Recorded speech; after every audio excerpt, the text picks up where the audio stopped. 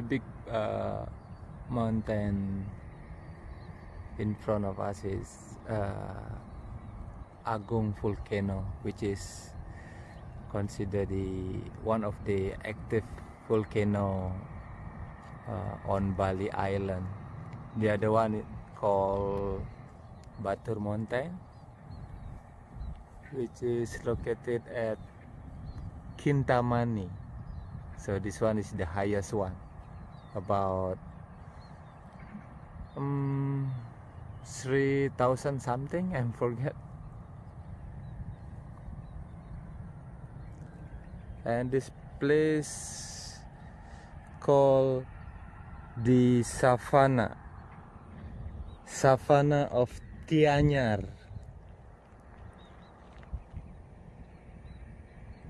So we still can see the sea from here.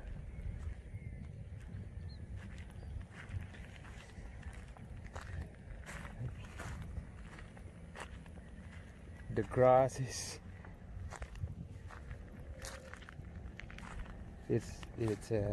starting to dry because it's dry season now. Start to dry season.